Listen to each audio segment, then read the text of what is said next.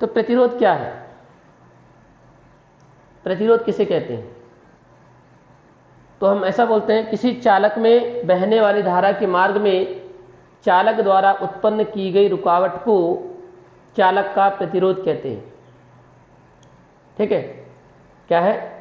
चालक में धारा बह रही है और चालक ही क्या करेगा? उस विद्युत धारा के मार्ग में क्या करेगा? रुकावट डालेगा, अवरोध पैदा करेगा, अवरोध उत्पन्न करेगा। प्रतिरोध जैसे मतलब अवरोध है ना, जैसे रोड पर क्या होता है? गति अवरोधक होते हैं लगे हुए, बैरियर लगे होते हैं, बैरियर बने होते, सॉरी क्या बोलते हैं उसको,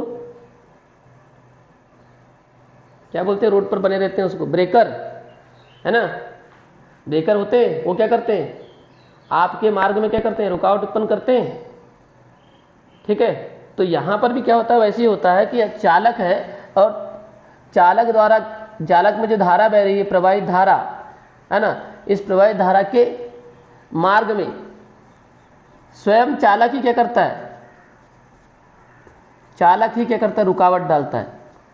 तो जो चालक द्वारा डाली गई रुकावट है, इस रुकावट को क्या बोलते हैं हम? प्रतिरोध कहते हैं।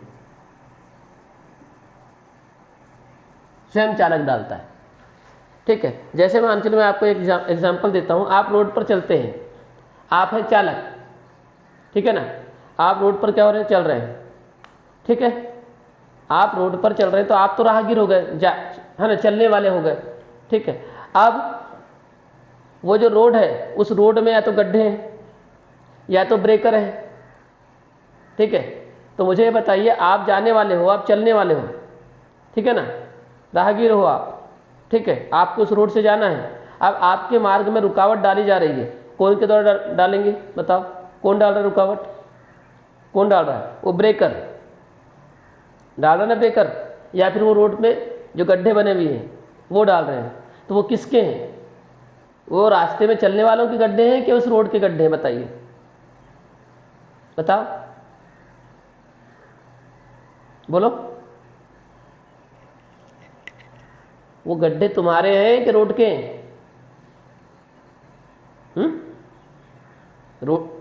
है ना, रोड के बोलोगे ना उसको, क्या तुम्हारे बोलोगे? मतलब आपके रास्ते में कौन रुकावट डाल रहा है? जिस रास्ते से आप जा रहे हो, है ना, वही रास्ते में जो गड्ढे हैं, जो ब्रेकर हैं, वो क्या कर रहे हैं? आपके मार्ग में क्या कर रहे हैं? रुकावट उत्पन्न कर रहे हैं, है ना। बिल्कुल उसी प्रकार से प्रवाहित धारा मतलब हो गए आप, है ना, और आप क्या कर रहे हैं? जा रहे हैं मार्ग से। तो जब आप जा रहे हैं तो क्या हो रहा है? यहां पर चालक मतलब आप कहां से जा रहे थे? रोड से। तो रोड ही क्या कर रहा है? आपके मार्ग में क्या कर रहा है? रुकावट उत्पन्न कर रहा है। ठीक है, उस रुकावट को क्या बोलेंगे हम? प्रतिरोध कहेंगे। इसलिए हम उनको क्या बोलते हैं? गति अवरोध। मतलब आपकी गति का क्या करते हैं? वो अवरोध करते हैं, आपको रोकते हैं। ठीक है ना, वो ब्रेकर आपको रोकता है, वो बैरियर का जो नाका है आपको रोकता है, वो जो गड्ढे हैं रोड पर क्या करते हैं? वो आपको रोकते हैं वहां से जाने के लिए। वैसे ही यहाँ पर भी प्रवाहित धारा, जब चालक में धारा बहती है तो चालक ही क्या करता है? उस धारा के मार्ग में क्या करता है? रुकावट उत्पन्न करता है। जैसे हम रोड पर चलते हैं, रोड ही हमारे मार्ग में क्या करती है? रुकावट उत्पन्न करती है, तो उसको हम गति अवरोध कहते हैं।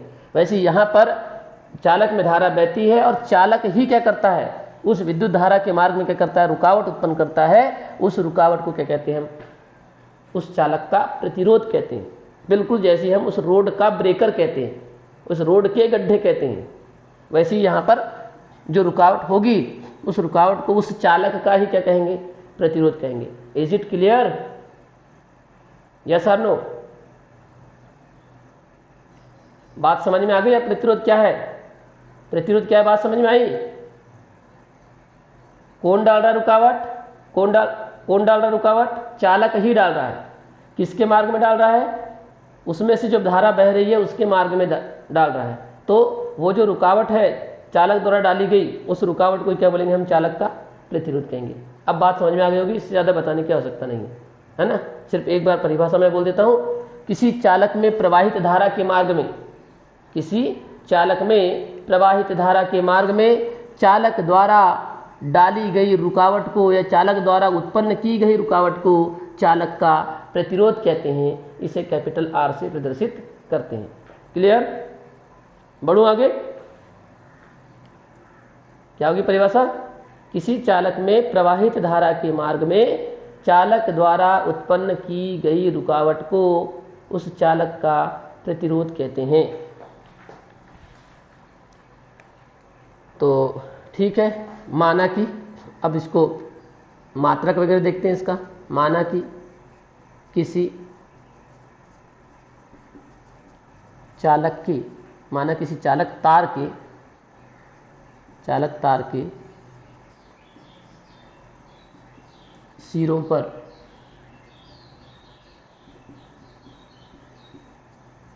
आरोपित विभवांतर V तथा उसमें प्रवाहित धारा I हो, तब ओम के नियम से क्या होता है? ओम के नियम से बताओ। V इज प्रोपोर्शनल टू क्या होता है? I होता है कि नहीं? तो V इज इक्वल टू क्या हो जाएगा? RI होगा। जहां कैपिटल R एक नियतांक है, जिसे क्या कहते हैं?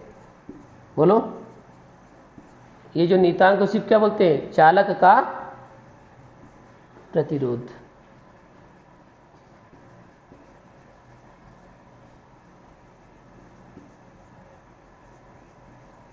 प्रतिरोध कहते हैं, है ना।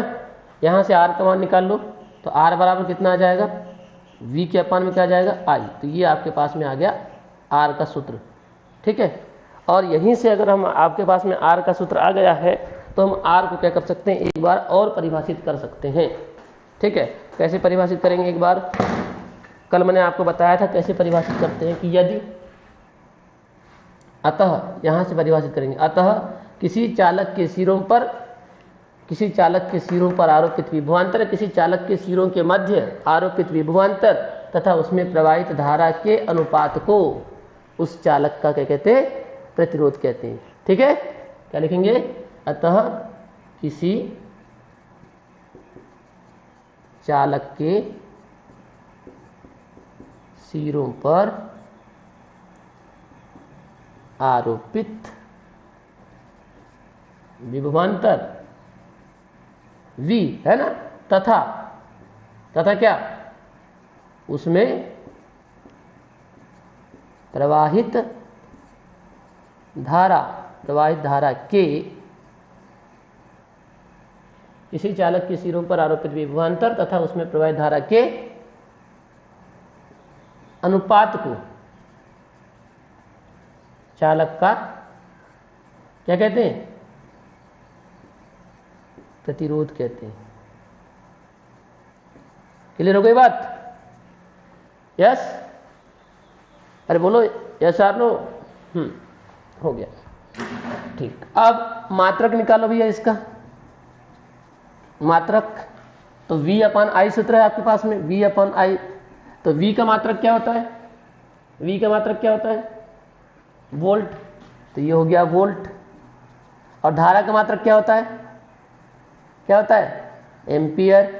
तो ये हो गया वोल्ट प्रति एम्पियर। वोल्ट प्रति एम्पियर को यहां पर ओम लिखते हैं, है ना, ओम, ठीक है। ओम ऐसा लिखो या OHM लिखो। ये ओम का संकेत होता है, याद रखेंगे। ओम का संकेत इस तरह से बनाना है आपको, है ना। ये लाइन खींचना है, ये लाइन खींचना है, ये होता है ओम का संकेत, ठीक। इस तरह से होता है। समझ में आया? ओके, यस और नो? राइट। तो ये हो गया आपका ओम।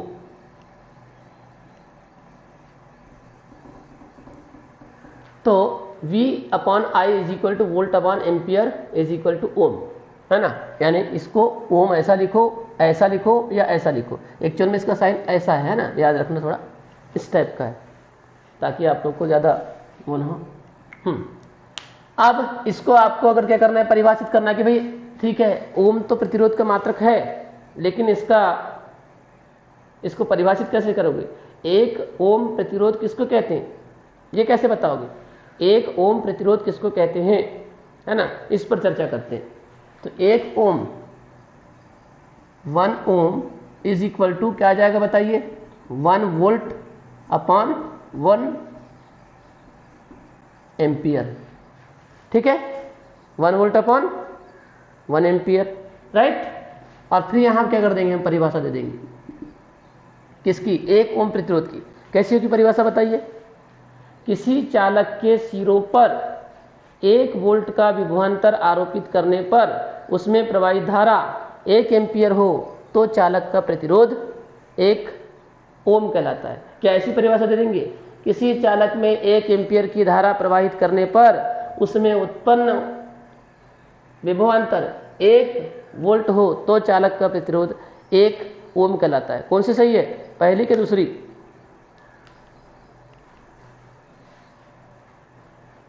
पहली। दूसरी क्यों नहीं? दूसरी क्यों नहीं?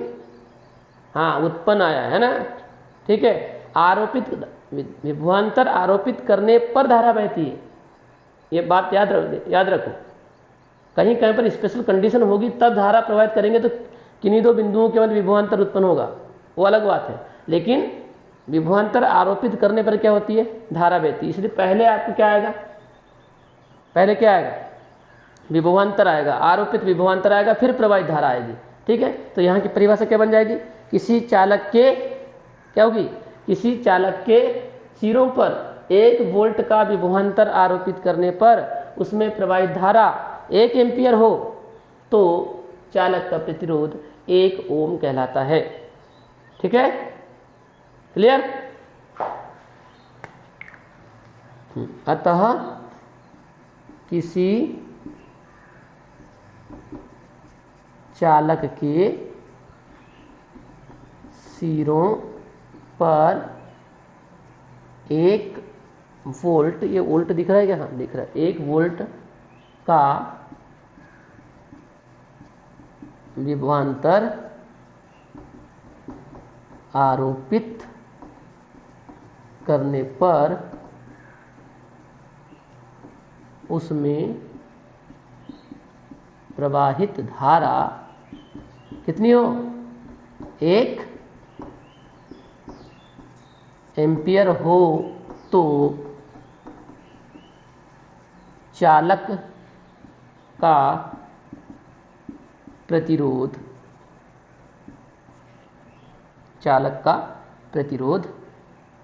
1 ओम कहलाता है। ठीक है, ये हो गया विमीय सूत्र। विमीय सूत्र बताइए। V/I है ना, V/I है। इसका आपको इसका विमीय सूत्र क्वेश्चन मार्क, विमीय सूत्र मुझे ग्रुप में बताएंगे। ठीक है, इसका विमीय सूत्र निकाल कर बताएंगे, प्रतिरोध का विमीय सूत्र। समझ में आया? कोशिश करेंगे और सब व्हाट्सएप में इसको भेजेंगे कि भाई जो प्रतिरोध है उसका विमीय सूत्र क्या होगा। हल करना है इसको, एक खट्टे मेरे को कहीं से लिखा हुआ नहीं चाहिए, नहीं तो बुक उठाया और अपने उसमें से बहुत बढ़िया तरीके से डिजाइन मारते हुए उसको लिख दिए, है ना। निकालना कैसा है, निकलेगा कैसे, वो चाहिए मेरे को। समझ में आई बात? राशि कैसी होगी? अवरोध है ना, अवरोध की कोई दिशा नहीं होगी, इसलिए कैसी राशि होगी? ये अदिश राशि होगी। और ऐसे भी विभवांतर और धारा, ये दोनों ही ऐसी भी अदिश राशि हैं, तो सीधी सी बात है, राशि भी कैसी होगी? अदिश राशि होगी। क्लियर? यस और नो? क्या हेडिंग डाला? प्रतिरोध को प्रभावित करने वाले कारक। ठीक है, अब प्रतिरोध को प्रभावित करने वाले कारक यदि आपको निकालना है तो आप किसी न किसी सूत्र की सहायता से क्या करेंगे? उसको प्रभावित करने वाले कारकों को क्या करेंगे? बताएंगे। तो प्रतिरोध को जो प्रभावित करने वाले कारक है उसके लिए एक सूत्र है आपका प्रतिरोध का, है ना। प्रतिरोध का एक सूत्र तो R = V/I बताया, ये तो परिभाषा वाला हो गया। मैंने कल आप लोगों को एक और सूत्र बताया था, कौन सा है बताइए? कौन सा है? Capital R is equal to क्या था, बोलो, M L upon N E square tau A, ये था। अंतिम मैंने जब ओम का नियम सिद्ध किया था तो उसमें आपको बताया था, एक सूत्र आया था। क्लियर है इतनी बात? अच्छा, अब मुझे ये बताइए इसमें से कौन सी राशि नियत है, कौन सी राशि नियत है जो बदलने वाली नहीं है कभी? बताओ कौन सी राशि नियत है और कौन सी राशि बदल सकती है? जो बदल सकती है उस पर निर्भर करेगा, जो बदलेगी नहीं उस पर क्यों निर्भर करेगा, है ना?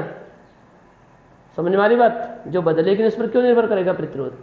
तो बताइए कौन सी राशि अचर है, नियत है, जो नहीं बदलेगी, है ना? वेरिएबल है, सॉरी कांस्टेंट है, बोलो। नहीं, एम है क्या? बदलने वाली राशि कौन सी, एम है क्या? हाँ, बदलेगी वो एम, क्यों, कैसे बदलेगी? क्या है एम, बताना जरा, एम क्या है? तो इलेक्ट्रॉन का द्रव्यमान बदल जाएगा, तो बदल जाएगा क्यों, कैसे बदल जाएगा, हैं? मुझे ये बताओ, एक इलेक्ट्रॉन है, हाँ, सोडियम के पास में इलेक्ट्रॉन है, उसका द्रव्यमान अलग होगा, हैं? और मैग्नीशियम का इलेक्ट्रॉन का द्रव्यमान अलग होगा, और उधर सोना है उसका इलेक्ट्रॉन का द्रव्यमान अलग होगा क्या, हैं?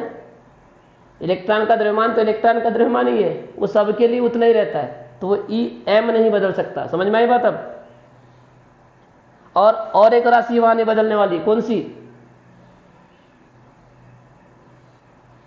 अरे एल तो बदलेगा, लंबाई कम ज्यादा नहीं कर सकते क्या आप चालक की?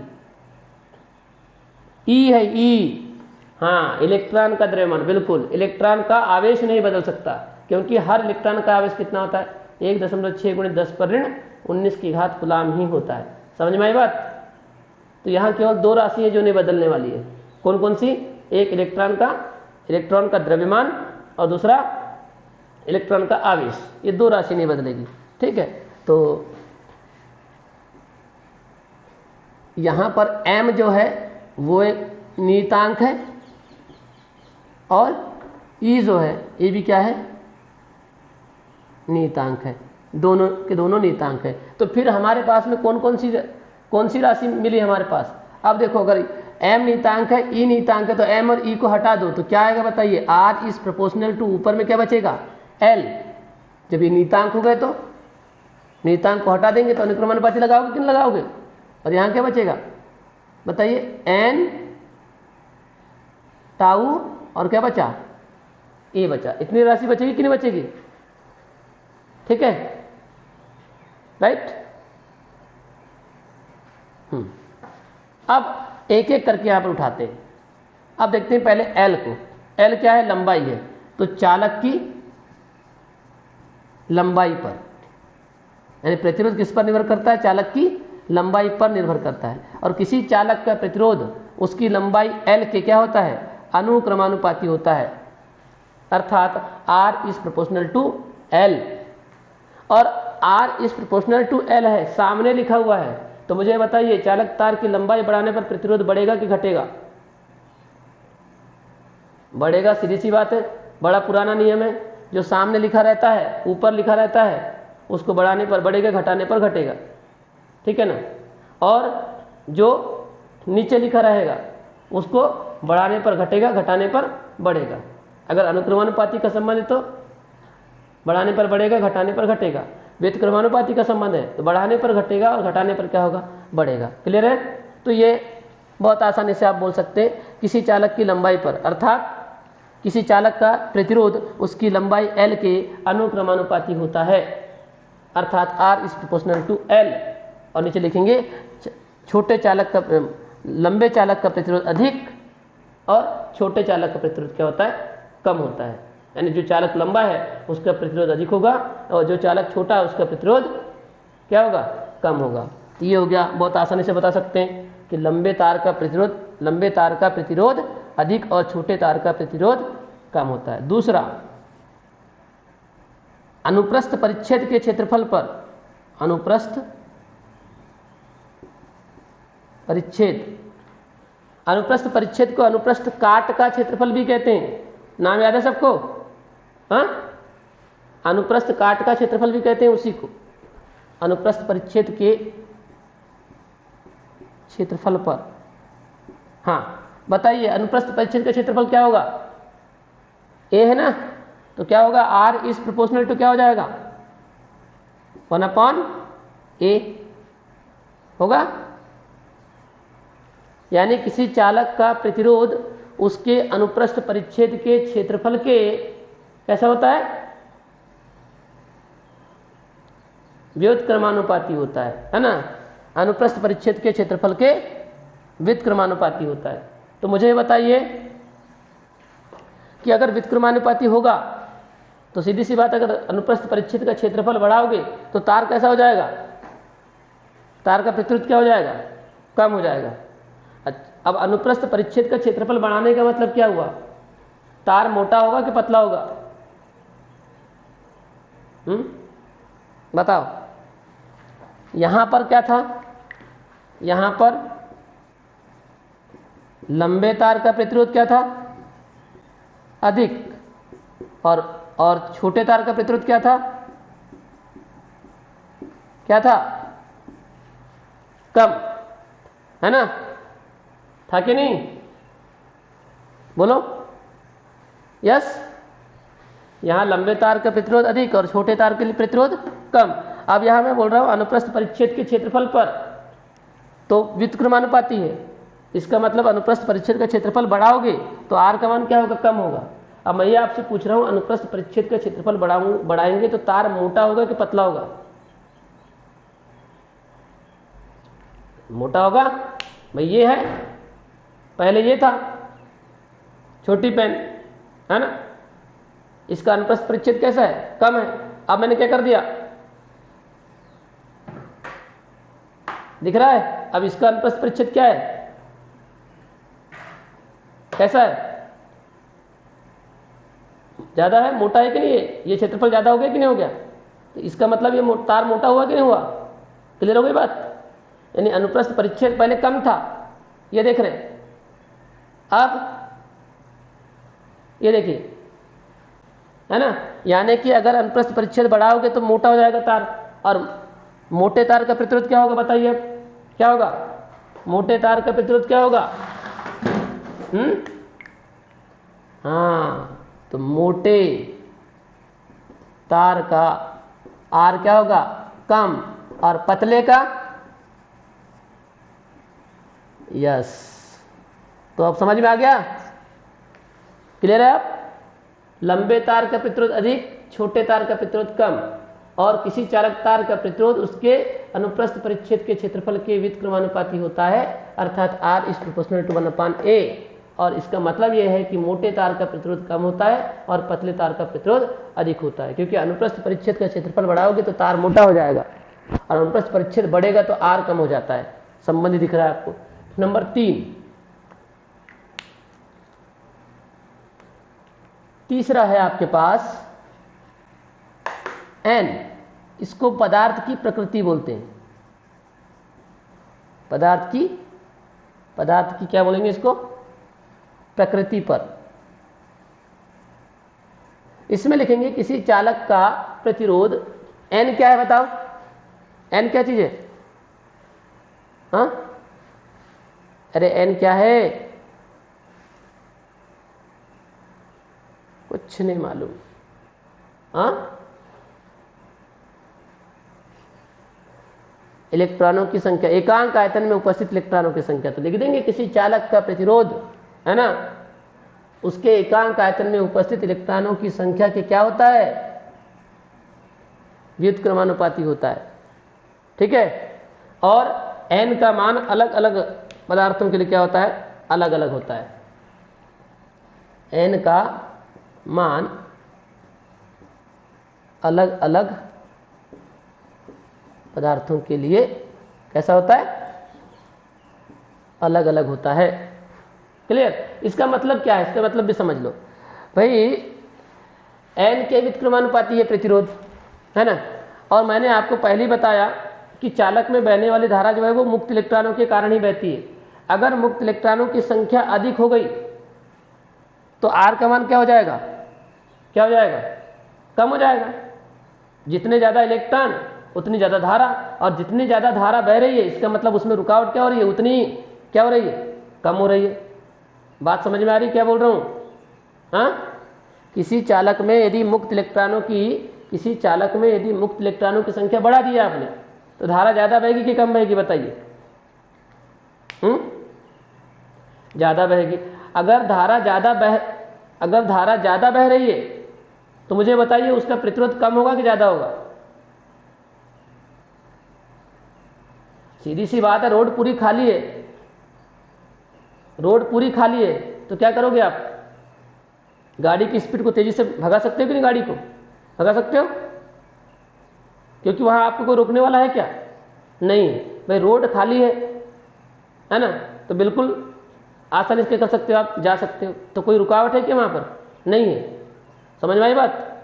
तो वैसे यहां पर भी है, मुक्त इलेक्ट्रॉनों की संख्या अगर ज्यादा हो गई तो सीधी सी बात है मुक्त इलेक्ट्रॉनों के कारण ही धारा बहती है।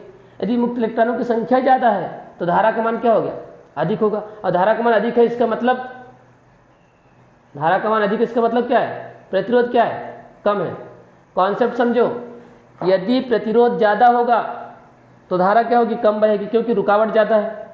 प्रतिरोध ज्यादा होने का मतलब क्या है, प्रतिरोध ज्यादा होने का मतलब है रुकावट ज्यादा, और अगर रुकावट ज्यादा है तो क्या होगा, धारा कम बहेगी।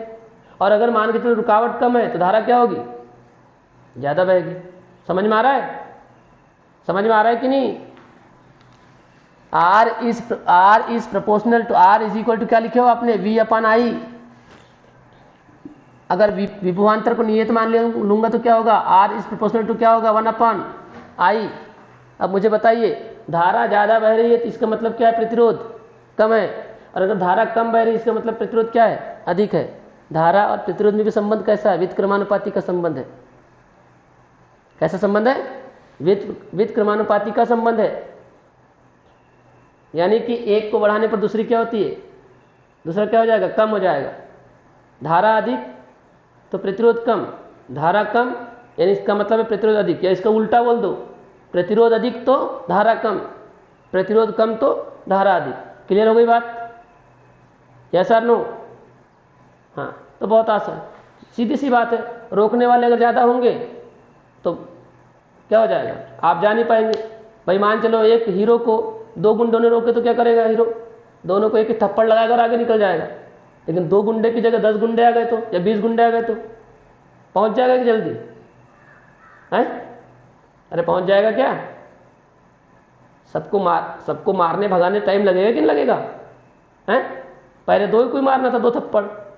हीरो थप्पड़ ही मारता है, उससे ज्यादा क्या करेगा वो, हीरो है ना वो। और उसके बाद में अब यहाँ 20 को मारना है थप्पड़, तो टाइम लगेगा थोड़ा सबको मारने के लिए, फिर जाएगा वो आगे। क्लियर? तो ये हो गया आपके पास क्या, N यानी number of electrons in unit volume of conductor. यानी कि एकांक आयतन में उपस्थित अगर इलेक्ट्रॉनों की संख्या अधिक है तो अधिक धारा बहेगी, और अधिक धारा बहेगी इसका मतलब ही है कि प्रतिरोध का मान क्या हो जाएगा, कम हो जाएगा। क्लियर हो गई बात? यस? तो हम इसमें वैसा नहीं लिखते, हम इसमें ऐसा लिखते हैं कि किसी चालक का प्रतिरोध उसके एकांक आयतन में उपस्थित इलेक्ट्रॉनों की संख्या के व्युत्क्रमानुपाती होता है। अर्थात R is proportional to 1/N, और N का मान अलग अलग पदार्थों के लिए अलग अलग होता है। जिसके लिए N का मान अधिक होगा उसके धारा का मान अधिक होगा, धारा का मान अधिक होगा तो प्रतिरोध का मान कम हो जाएगा। फिर है आपके पास चौथा, ये जो अब बचा क्या है, टाउ। L हो गया, A हो गया, N हो गया, टाउ। ये टाउ क्या है बताओ? क्रांति काल। लेकिन मैं यहां हेडिंग डाल रहा हूं चालक के ताप पर। चालक का ताप बढ़ाने पर प्रतिरोध बढ़ेगा कि घटेगा?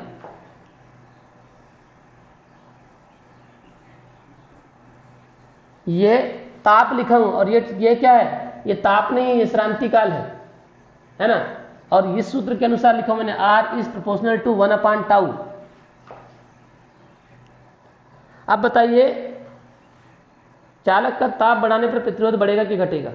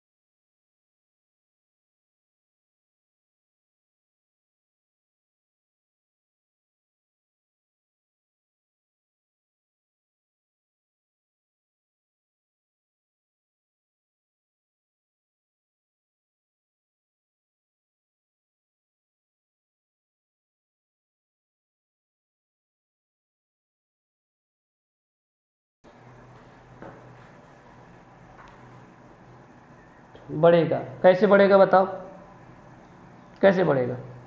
बढ़ेगा तो कैसे बढ़ेगा? भाई कुछ कारण होना चाहिए ना कोई भी बात कहने का। उससे क्या होगा? उससे क्या होगा? फिर गति बढ़ने से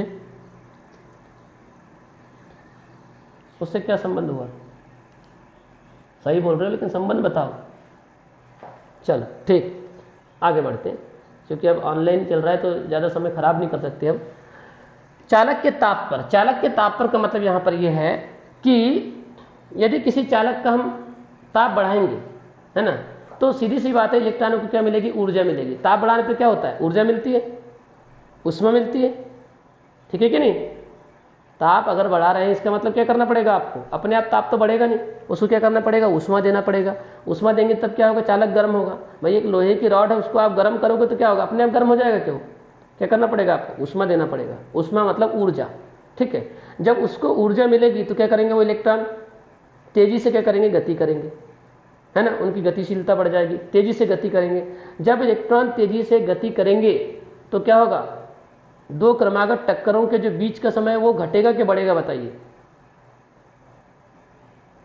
बताइए। दो क्रमागत टक्करों के बीच का समय बढ़े